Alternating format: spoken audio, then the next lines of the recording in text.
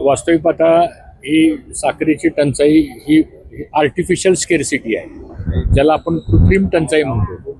असं काहीच कारण नाही की टंचाई होण्यासारखं, कारण आपल्याकडं ग्राहकांसाठी लागणारा जेवढा साखरेचा स्टॉक आहे तेवढा येत्या पुढच्या 3 महिन्यातला साखरेचा स्टॉक आपल्याकडे उपलब्ध आहे.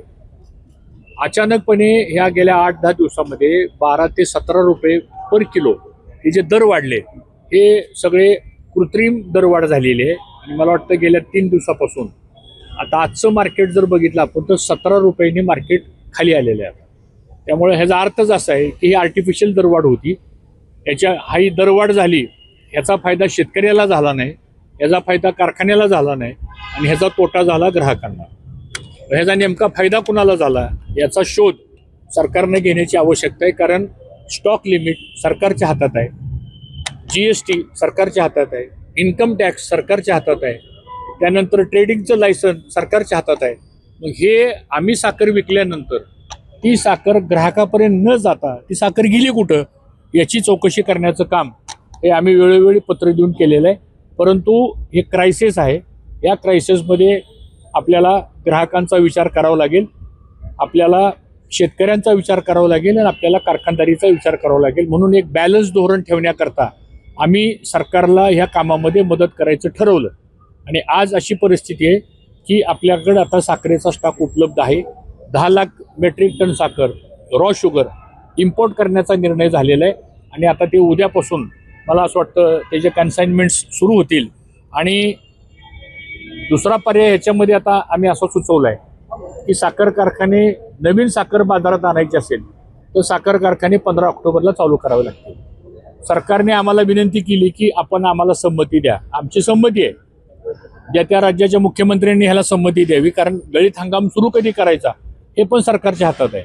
मला असं वाटतं गळीत हंगाम जर लवकर सुरू केला तर नवीन साखर बाजारात येईल, भविष्यातील टंचाई निर्माण होणार नाही. आणि त्याचबरोबर जो काही रिकव्हरी अनुदान घट होणार आहे लवकर सुरू केल्यामुळं ते 3% रिकव्हरी अनुदान द्यावं, GST मध्ये काही सवलत द्यावी, अशा प्रकारच्या काही मागण्या आम्ही केलेल्या आहेत. आणि कुठेतरी सरकारने पण आता गांभीर्यानं ही शुगर इंडस्ट्री ही सोशल इकॉनॉमिकली डेव्हलपमेंट करणारी इंडस्ट्री आहे, त्यात कुठलंही राजकारण नाही.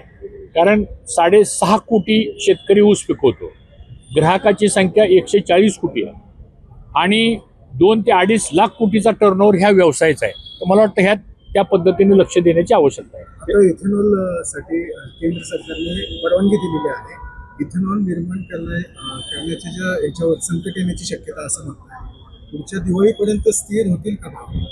नाही, आता साखरेची जर उपलब्धता जर कमी वाटायला लागली तर साहजिकच आम्हाला असं दिसतंय की इथेनॉलवरती काही निर्बंध येण्याची शक्यता आहे. आता सरकारने ह्याच्यामध्ये लक्ष घालण्याची आवश्यकता आहे, कारण सरकारनेच इथेनॉल वाढवण्यासाठी GR काढले, 2 लाख कोटी इंटरेस्ट सबवेन्शन स्कीम काढली, 1,50,000 कोटीची गुंतवणूक इथेनॉलमध्ये झाली. इथेनॉलमुळं देशाची परकीय चलन 2 लाख कोटीचं सरकारला मदत झाली, 1.5 लाख कोटीपर्यंत रक्कम शेतकऱ्यांच्या खात्यामध्ये जमा झाली. आणि हे ग्रीन फ्युअल आहे, आवश्यक आहे. जगात टेक्नॉलॉजी इथेनॉलची मान्य केलेली आहे, पण आपल्या देशामध्ये काही प्रॉब्लेम निर्माण झाले. E10 आलं. E10 आल्यामुळे झालं काय, 2016च्या पूर्वीची जी वाहनं होती त्या वाहनांचं गॅस्केट खराब व्हायला लागलं, त्याचं इंजिन सीज व्हायला लागलं, त्याचे ॲव्हरेज बसनात, काहींचे रबर बुशिंग जायला लागले, तो प्रॉब्लेम. E20 आलं. E20ला फ्लेक्स इंजिन आलं. तर फ्लेक्स इंजिनच्या बाबतीत पण ज्या काही ऑटोमोबाईल कंपनी आहेत त्यांच्याशी सुसंवाद करणं हे सरकारने लक्ष दिलं पाहिजे. आणि सगळ्यात महत्त्वाचं म्हणजे जर 20% इथेनॉल जर पेट्रोलमध्ये मिश्रित केलं जात असेल तर आमच्या युवकांची मागणी काय आहे? कारण सगळ्या बाईक कोण वापरतं? युवक वापरतात जास्त. त्यांचं म्हणणं असं आहे 100 रुपयाच्या पेट्रोलमध्ये जर 20% इथेनॉल मिक्स केलं असेल तर तेवढी किंमत कमी व्हायला पाहिजे ना. प्रॉब्लेम असा झाला आहे की किंमतच कमी करायला तयार नाही ऑइल कंपन्या.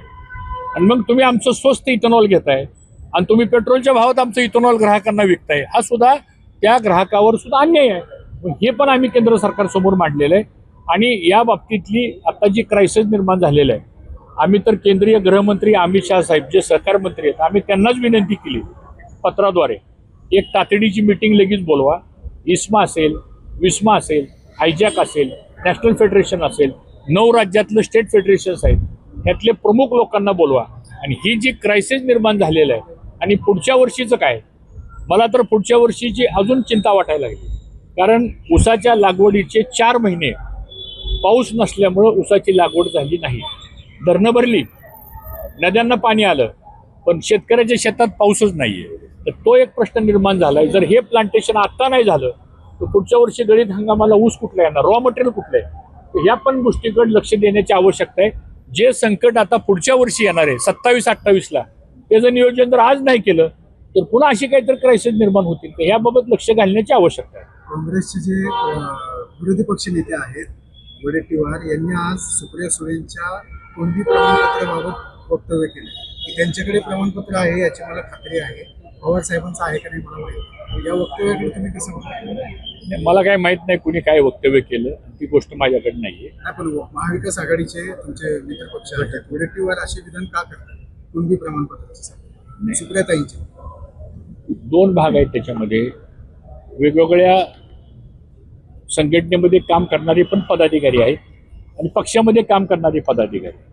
कदाचित त्यांनी जे वक्तव्य केलं असेल ते आपल्याला माहिती, ते एका संघटनेचं काम करतात, पण तशी कुणाकडं त्याचं ओबीसीचं प्रमाणपत्र आहे का कुणबीचं आहे याची मला माहिती नाही. जरांगे पाटील म्हणाले की मुंबईमध्ये आम्ही 6 कोटी मराठा बांधव जाऊ आणि आरक्षण घेऊनच येऊ.